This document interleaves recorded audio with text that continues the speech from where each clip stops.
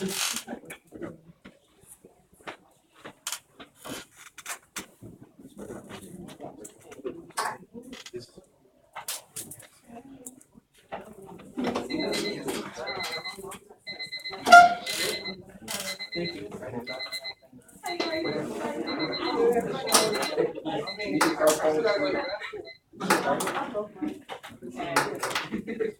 once if you can hear my voice. Clap twice if you can hear my voice. Okay, thank you Roy for going around and giving stamps. So we're going to go over the do now. All right, so your second part of your do now was this practice ACT question. You had a passage and then you had underlined parts that you had to figure out if they need to be changed or not. So do I have a volunteer who would like to read out the passage out loud to the class? What table? Brian. No, don't change it. Just read it as is. One honest typo was this. That should be stands. Yeah. Okay. What about between wedge between buildings? Nope. Oh, yeah. You're right. Buildings should be plural. I didn't catch that earlier. Thank you. Yeah. Okay. All right, Ryan, go ahead and read. Everyone else, your voice should be off in order to occur. I will. In a minute. On West 46th of New York City, wedge between buildings more than twice its height stands. Elysium Vegan, tourists and New Yorkers alike regularly building this theater to its 900 seat capacity. Most are there to attend a performance. A few, for example, are likely to be architecture buffs. They come to admire the stunning building itself. Built in 1903, the theater exemplifies the VX Arts. Beaux Arts? Oh, Beaux. Yeah, it's French. Okay. The Beaux Arts architectural style, which fuses elements of classical Greek and Roman design of the Renaissance and Good. All right, so you had four underlined sections in this passage. Now, I don't have the questions up here, but you have them on the front page of your notes. So number one was over here. So we have it's. So should it be A, no change, we leave it as is? B, there. C, there, but a different spelling? Or D, it's without the apostrophe? What did you guys think? So I hear C, I heard B. Okay, Johnny, I want you to tell me what was your answer and why did you choose it? I chose B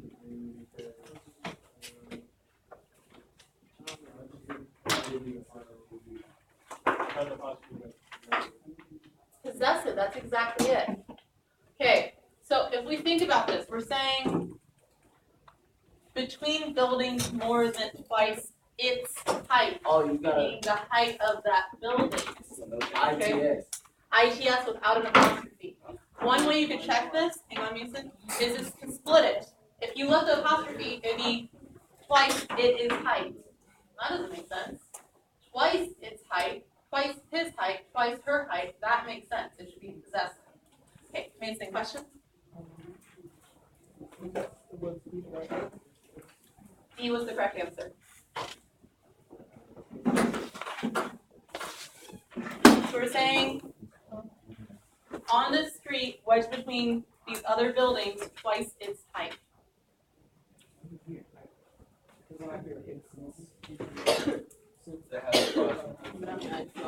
Yeah. So between multiple buildings, there's something here that are twice its height. So these buildings surrounding it are twice its height. Does that make sense? Or no?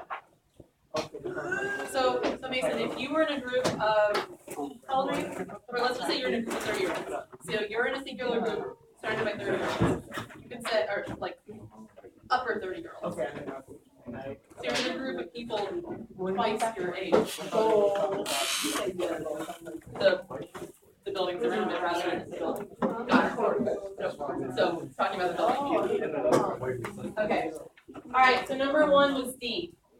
Okay. Number two. So we have tourists and New Yorkers alike regularly filling this theater. So should it be A, no change, B, alike regularly filling, C, alike regularly fill, or D, alike regularly fill without the comment? Someone raised their hand to answer this. What do you guys think? For number two. Okay, Marcellus, tell me what you think it should be and why. C. you think it should be alike, regularly filled, and why?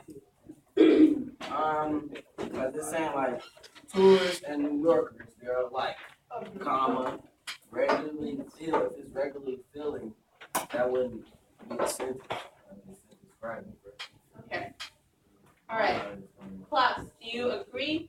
Disagree? What do you guys think? Agree. You agree? Oh, I agree. Okay. All right. So let's actually try and break this down. Mason, do you have an alternative?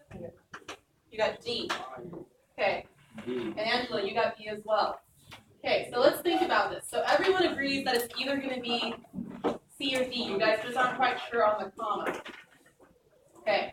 Now, if we think about this, I want you to picture this having fill there.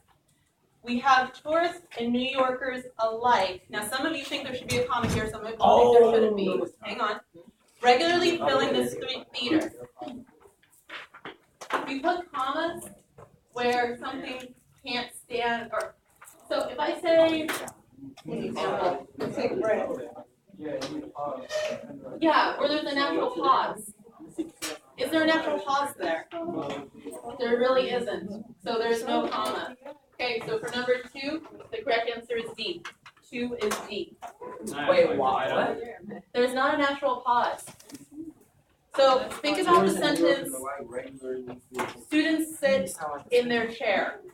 Okay, so we have tourists and New Yorkers are filling the theater. So tourists and New Yorkers fill the theater.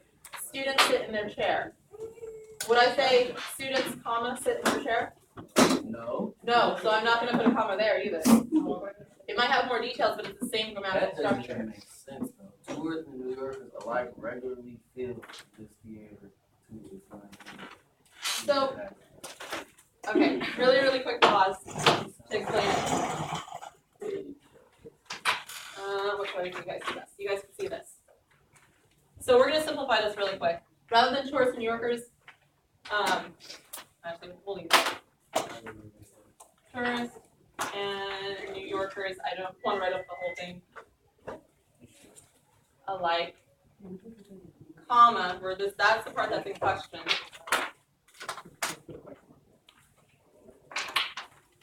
Regular, or fill, because we don't even need that. Fill the theater. Okay. Now, whenever you have a comma, one side of this needs to be able to be a full sentence all by itself. Because if I say something like, when I was young, comma, I liked climbing trees. Well, are they saying? Hang on. Think about when I was young, comma, I liked climbing trees. Which half of that can stand all by itself? I like climbing trees. Which side of this with the comma can stand all by itself? Neither. Neither part can stand all by itself. So that's why we cannot have a comma. It needs to be connected. Are they saying alike as Actually, tourists and New Yorkers are alike? You can say fill the theater, that's like a command. Yeah, fill the theater would be a command, but in this sense it's not it's not a command. Does that make sense? Yeah. No? Okay, see me during office hours and I'll explain it a little bit more if you want. Alright, let's get to our other ones. Yes, Danielle. Are we reading today? Yes, we are. Oh, who am I? I will let you know in a minute. Okay. Okay, so 3 we have, for example. What do you guys think? Should it still be as it is, no change, or should it be changed to consequently, however, or in fact? What do you guys think? Johnny, what do you think for number 3?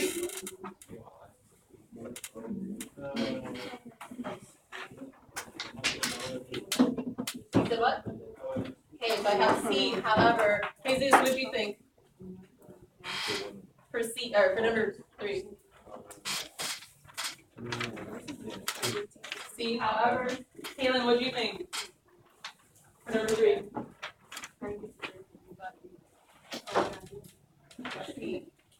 Okay. Class, what do you think it is? C. C. The correct answer is C, however. So number 3 is C. Okay? C. All right. And number 4, what do you guys think? So I have B. Other opinions? Oh, 4, C. I said, wait, 4. C. What answer? Oh, okay, this is actually the same one that tricked period 1 and period 2. D, keep it simple. No. No, but look over here. So that whom is throwing people. Here's a trick that you might want to write down. Okay, so with questions with who and whom, Jojo, you might want to write this down.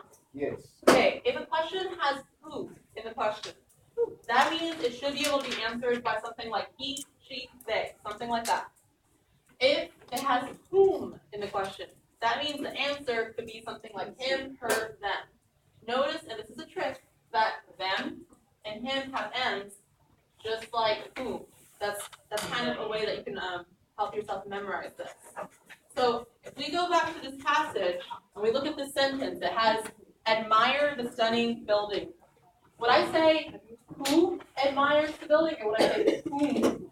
Boom. Which one sounds natural to you guys? Boom. Whom? Whom admires the natural building? Yeah. So would I say whom plays sports in here? No, I say who plays sports. I put there too. Okay? So, Oh, see, look. There too. hmm? There too. Michael Tower. Well, hang on. In the question we asked, we would say who admires the building.